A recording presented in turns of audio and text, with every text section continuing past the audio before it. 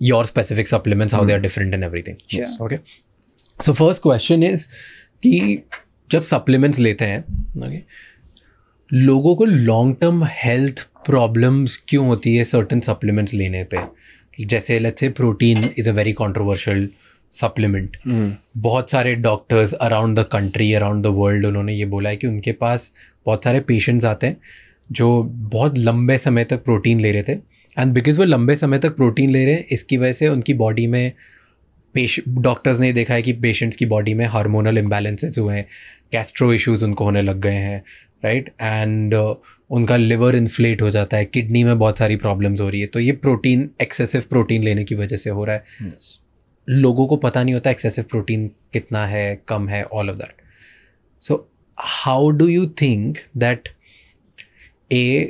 ये लोगों को होता है सप्लीमेंट्स लेने से? अगर ये होता है तो फिर हमें क्यों सप्लीमेंट लेते रहना चाहिए?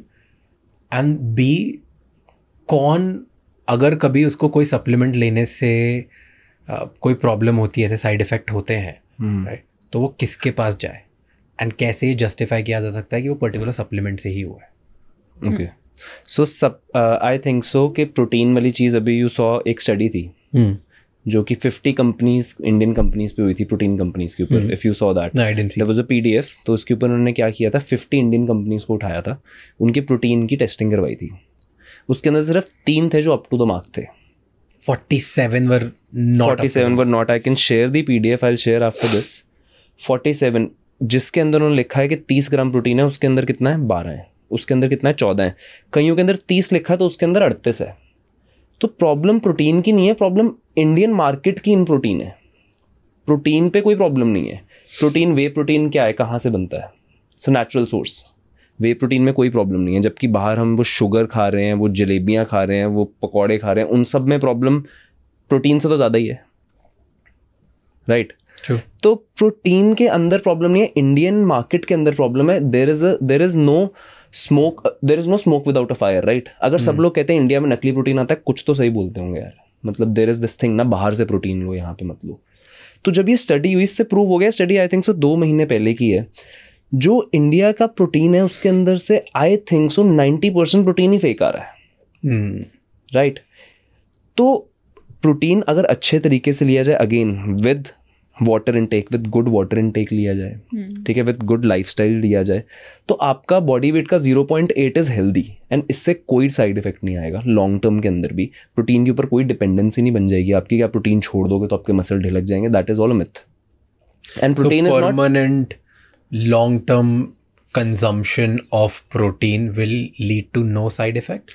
Is there a research about it? मैं बताती हूँ उसका साइड इफेक्ट क्यों होता है हर चीज़ का. इसका सेम स्टोरी हमारे स्किन केयर में जाएगा.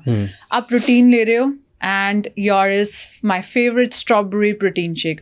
What is that strawberry? It's an artificial flavour.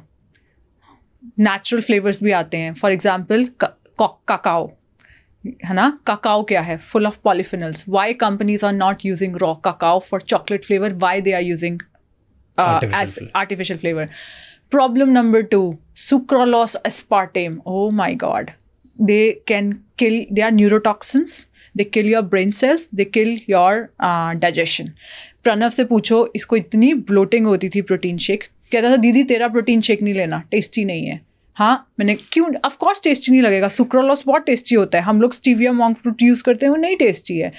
Pranav मेरे प्रोटीन शेक पे आ जा. नहीं दीदी मैं बाहर का ही लूँगा, बड़ा टेस्टी है.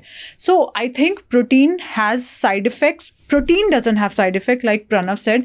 मैं हर रोज़ प्रोटीन शेक लेती हूँ, बीच में चिया सीड्स, फ्लैक्स सीड्स डाल के. But then it should be like, लोगों को देखना हम उसके साथ क्या ले रहे हैं. आर्टिफिशियल फ्लेवर्स ले रहे हैं, आर्टिफिशियल स्वीटनर ले रहे हैं. That is the big problem.